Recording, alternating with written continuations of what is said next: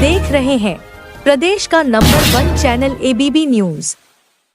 पूर्व मेयर प्रत्याशी आपकी अपनी पुष्पा रावत जी ने पुष्पराज एक आशा ट्रस्ट के तहत आर्थिक रूप से कमजोर वर्ग के बच्चों के उज्ज्वल भविष्य व सुनहरे कल की ओर एक पहल के लिए लिमिटेड सीट ही बची है।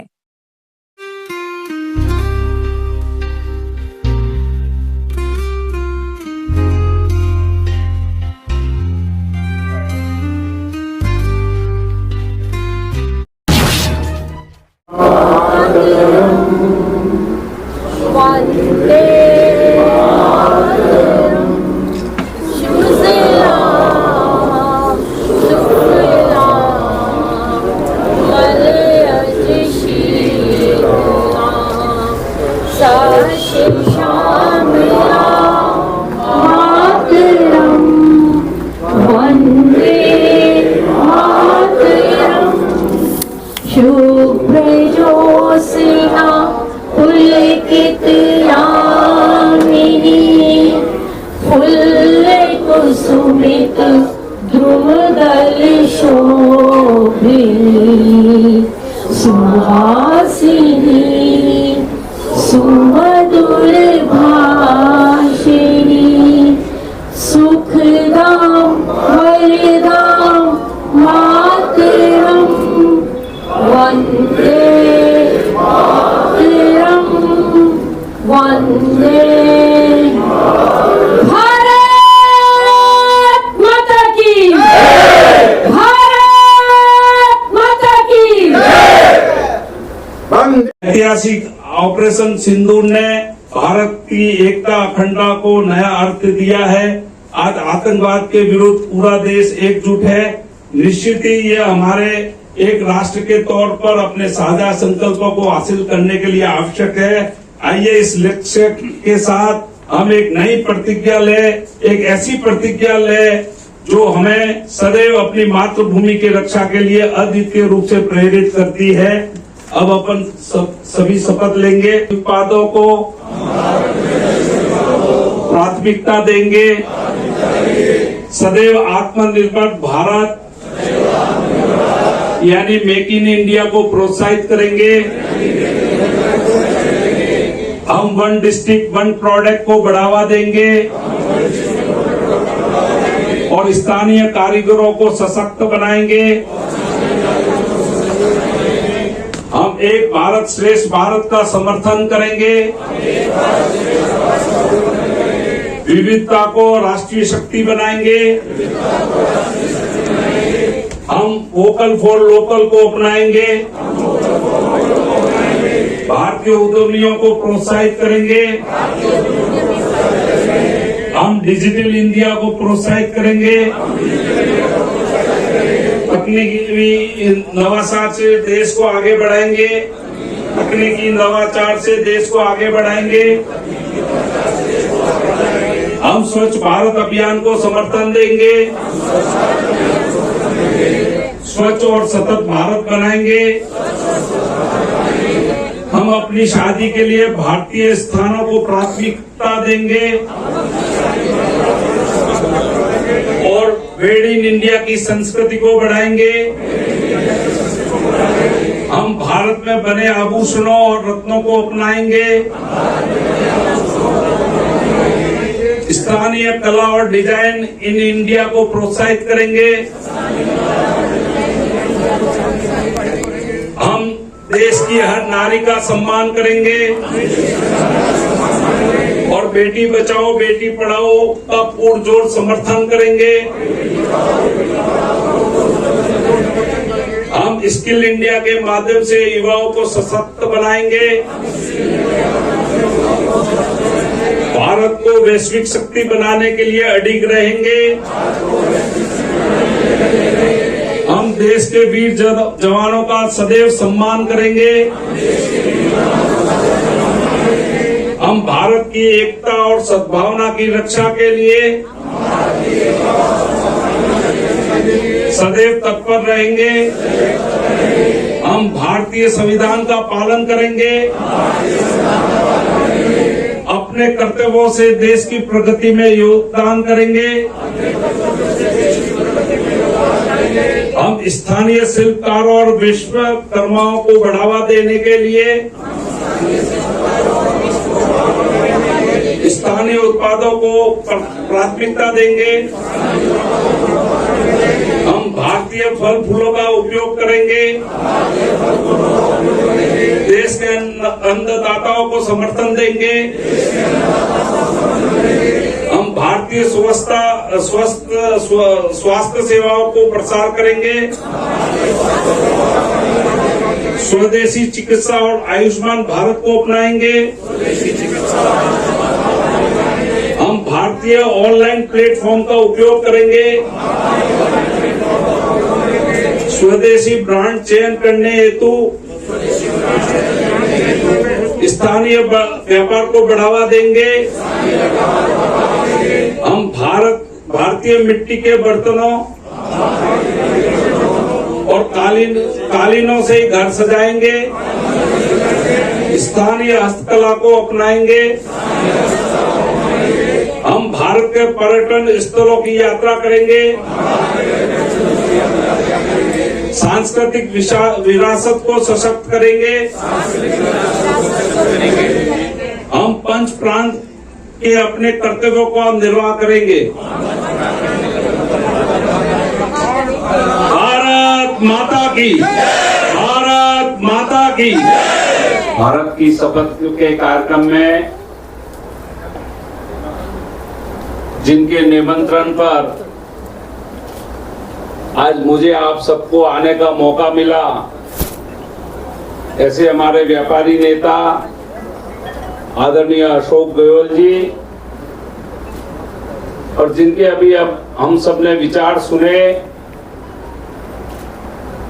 और भारतीय जनता पार्टी के वरिष्ठ नेता, पूर्व सांसद, अभूतपूर्व सांसद, ऐसे आदरणीय अनिल जी साहब, मंच पर बैठे भारतीय जनता पार्टी के अध्यक्ष मयंक गोयल जी, पूर्व मेयर मैडम, समस्त व्यापारी नेतागण और इतनी बड़ी संख्या में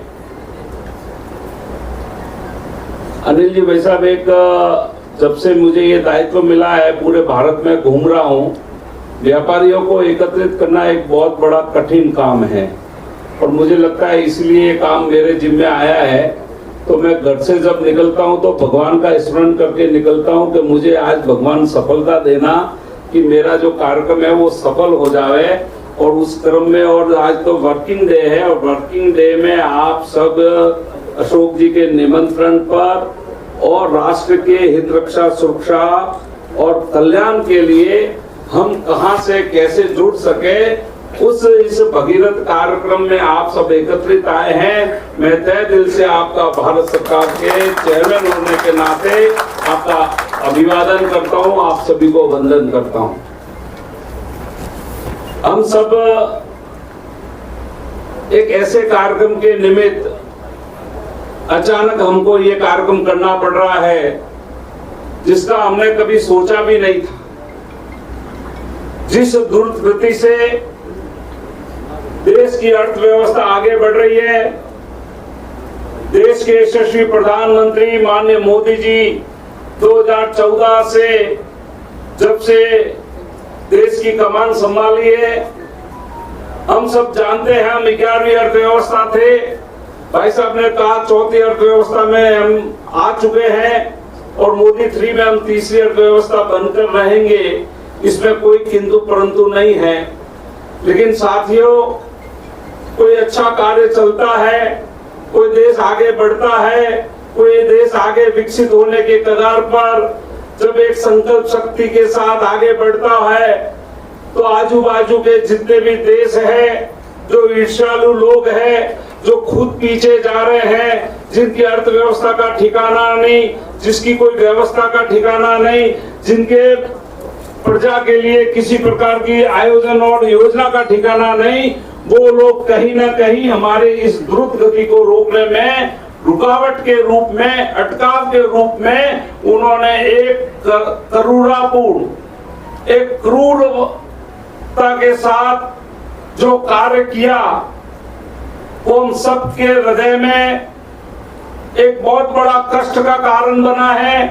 हम सबको उसके कारण जोश भी है, लेकिन हम सबको ऐसा गुस्सा भी है कि हमारे पड़ोसी देश के उन आतंकवादी लोगों ने 22 तारीख को वो हमारे सेनानी तो सिर्फ अपने परिवार के साथ घूमने गए थे।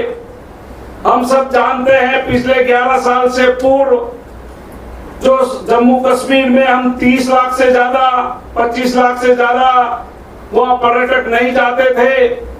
370 हटने के बाद और भारतीय जनता पार्टी और माननीय मोदी जी की सरकार आने के बाद एक ऐसी व्यवस्था बन चुकी है कि वहां 2,35,00,000 तक सेनानी पहुंचने का कार्य जम्मू कश्मीर में प्रारंभ हो चुका था। और उसके बीच में 22 अप्रैल को उन लोगों के साथ एक ऐसी घटना घटित हुई जिसका हम कभी कल्पना भी नहीं कर सकते।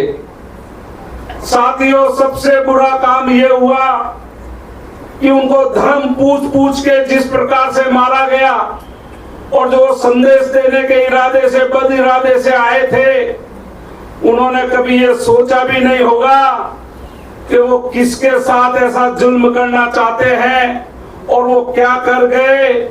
आप वो दिन याद करिए।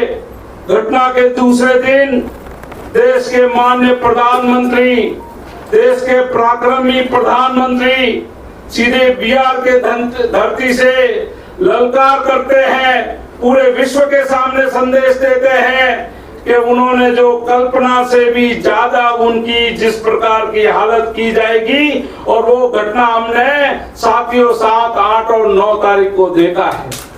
उस बात के हम सब साक्षी हैं।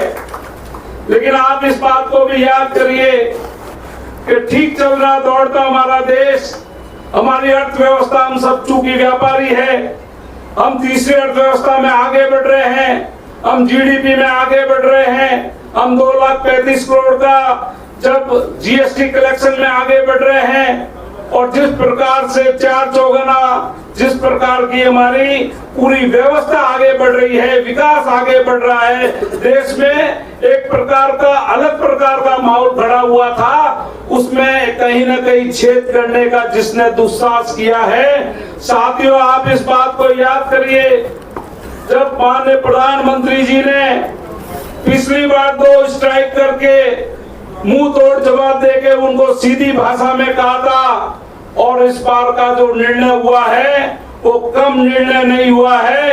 अब ये कहा गया है कि टेरर और ट्रेड साथ में नहीं चल सकता। देश के पराक्रमी प्रधानमंत्री जी का ये स्लोगन है, टेरर और ट्रेड साथ में नहीं चल सकता, खून और पानी साथ में नहीं चल सकता। जिसने जो घटना घटित की है उसके सीने में छेद करके जिस प्रकार से हमारे वीर सेनानियों ने हमारी सेना को मैं नतमस्तक होकर अभिनंदन और वंदन इस कार्यक्रम के माध्यम से करता हूँ कि साथियों, कल्पना करिए कि हम यहाँ बैठकर 100 किलोमीटर दूर ऐसी मिसाइल दागी कि वो जहाँ जमीन में दोस्त अंडरग्राउंड में थे, जो अपना बंकर समझ के वहां बैठे थे, उनको नाबूद करने का, उनको पूरी तरह से शक्ति के साथ उड़ाने का काम, उनको ध्वस्त करने का कार्य हमारी सेना ने किया है।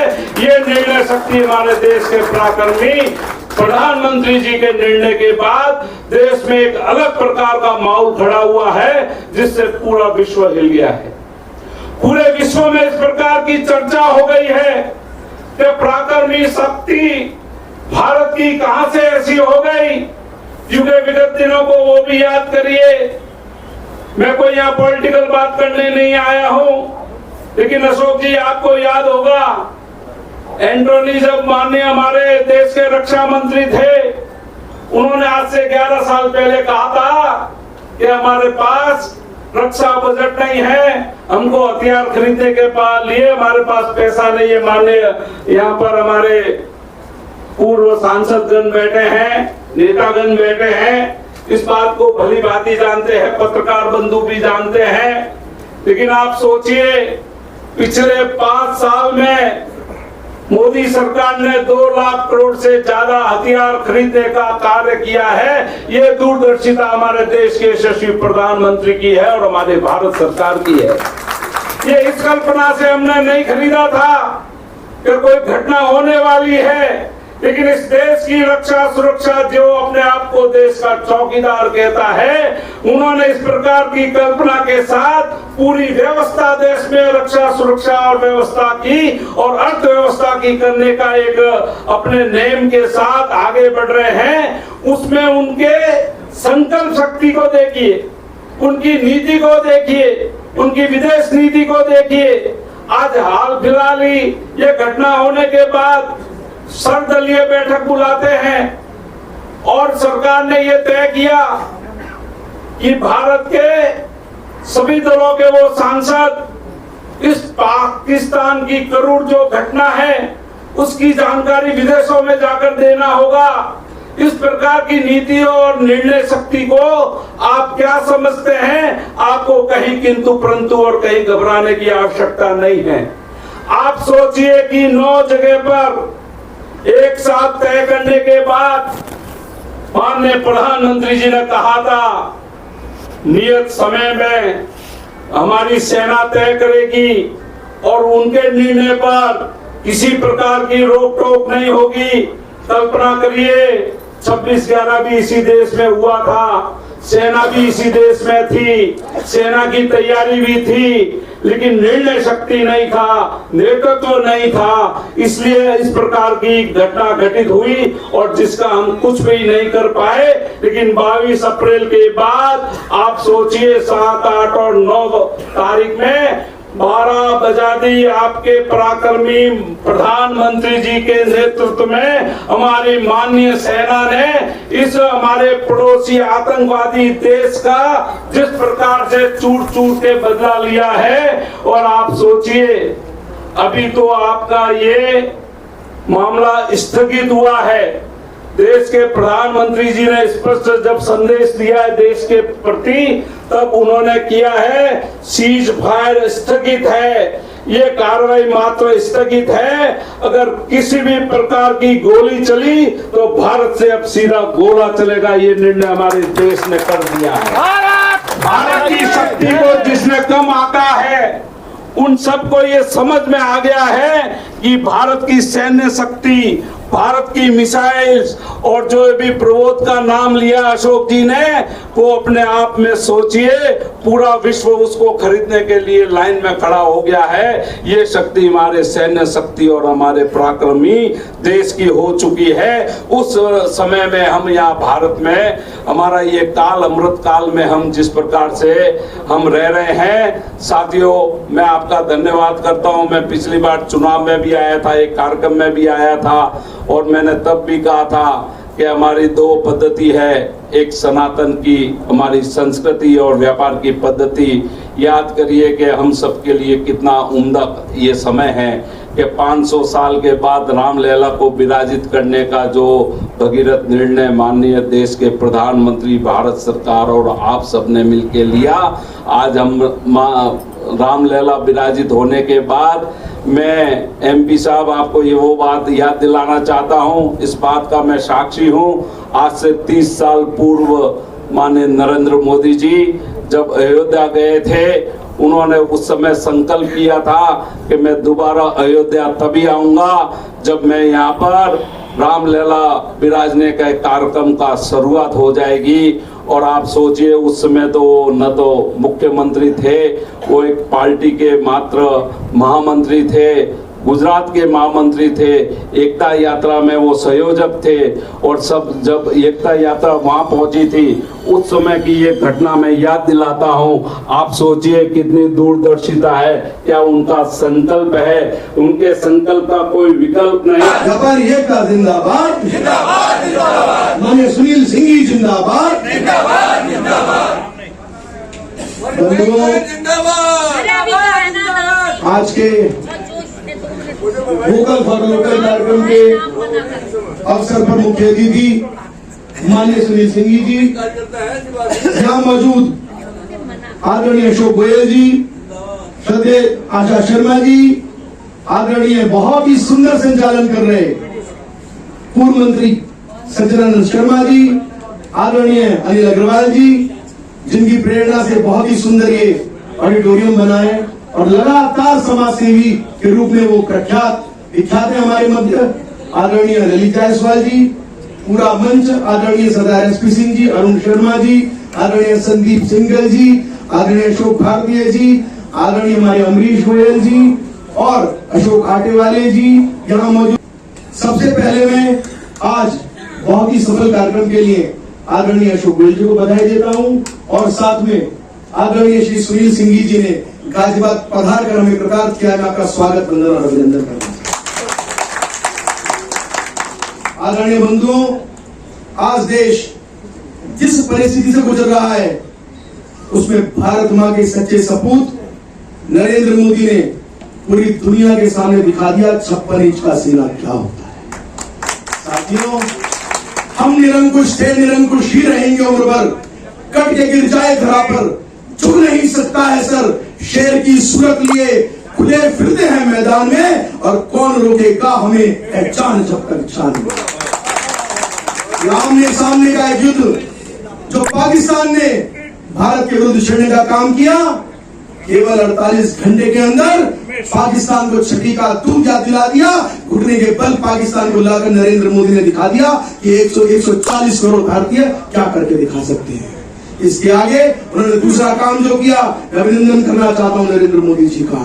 उन्होंने मेरे देश की जिन पाकिस्तानियों ने आकर, भारत के अंदर आतंकियों ने आकर हमारा धर्म पूछकर, हिंदू बताकर मैं मारा था, कपड़े उतारकर अपमानित किया था, जिन बेटियों का सिंदूर पूछने का काम किया था, उन्हीं बेटियों के द्वारा उनको नेतृत्व देकर मोदी जी ने दिखा दिया मेरे देश की बेटियां शेरनी के रूप में भी काम करना चाहती हैं। और इसीलिए आज सिंह जी का मैं गाजियाबाद की इस धरा पर स्वागत, वंदन और अभिनंदन करते हुए केवल एक बात कहना चाहता हूं कि 10 तारीख को इस गाजियाबाद ने एक इतिहास लिखने का काम किया था।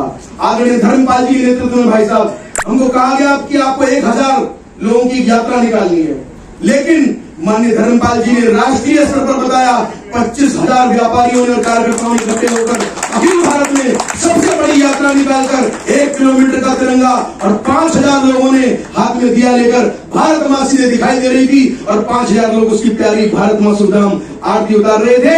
इन्हीं व्यापारियों ने वो करतब करके दिखाया था। मैं निवेदन करना चाहता हूँ, आज तो आपने देखा है ट्रेलर मात्र है, जैसे मोदी जी कहते हैं पिक्चर भी बाकी है।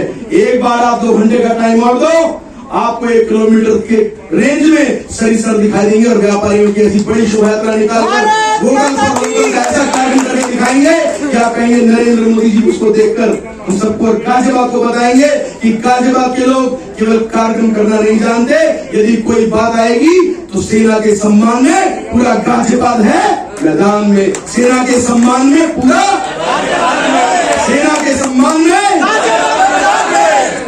आज में लगभग 15 वर्ष होने जा रहे हैं, 11 पूरे होंगे, 15 का ये वो है, तीसरा कार्यकाल है। इस 11 वर्षों में देश ने अद्भुत विकास किया है। एक जमाने में जब हम स्वदेशी की बात करते थे तो नारे को लगाते थे, क्योंकि स्वदेशी जागरण मंच बहुत पहले से सक्रिय है।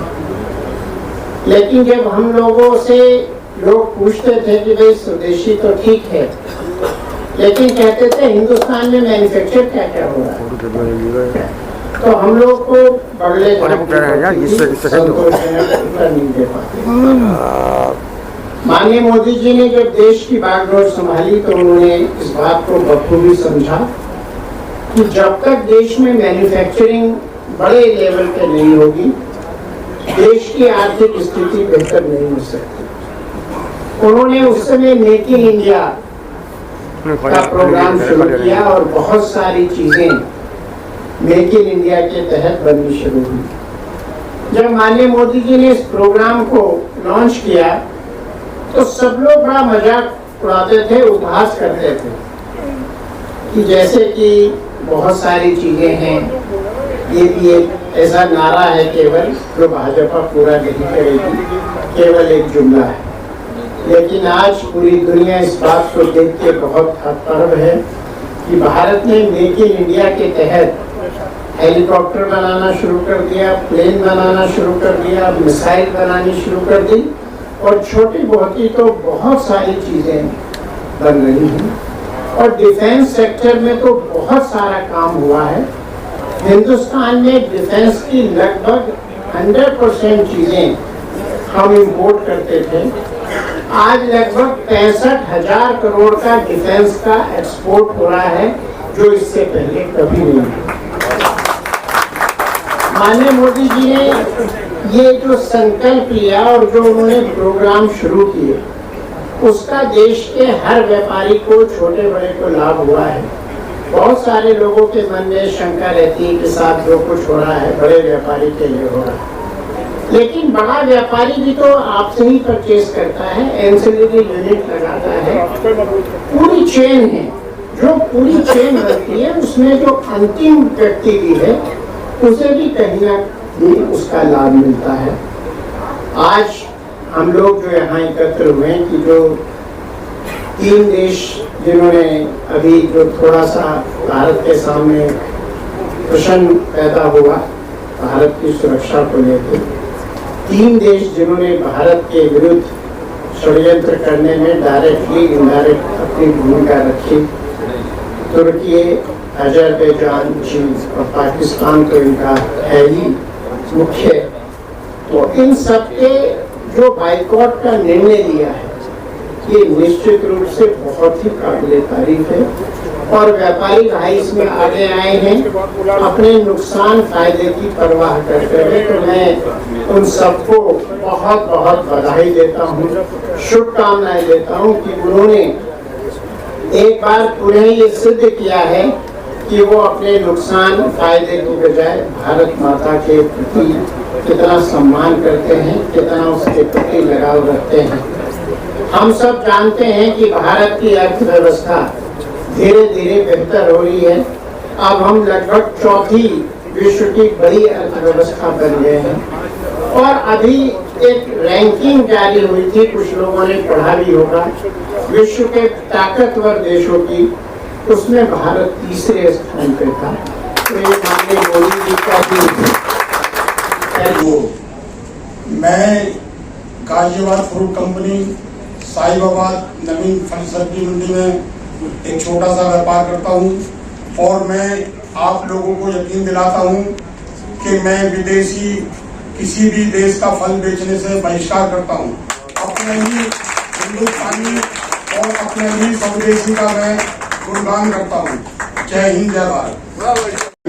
और मेजर खान ने तो उनके सेब आते थे बहुत ज्यादा, तो हमारी मंडी ने सबने बैठ के फैसला करा कि आज के बाद सेब या कोई भी चीज तुर्की से आने वाली होगी तो उसे हम सभी दुकानदार उसे खरीदेंगे भी नहीं और न किसी ग्राहक को बेचेंगे।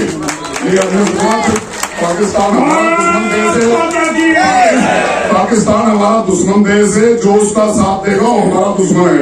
हम किसी भी अपने किसी दुश्मन को बर्दाश्त नहीं करेंगे, चाहे वो किसी भी व्यापार से हो, किसी प्रकार से हो। जो हमें नुकसान देगा उसे हर प्रकार से क्षति पहुंचाएंगे।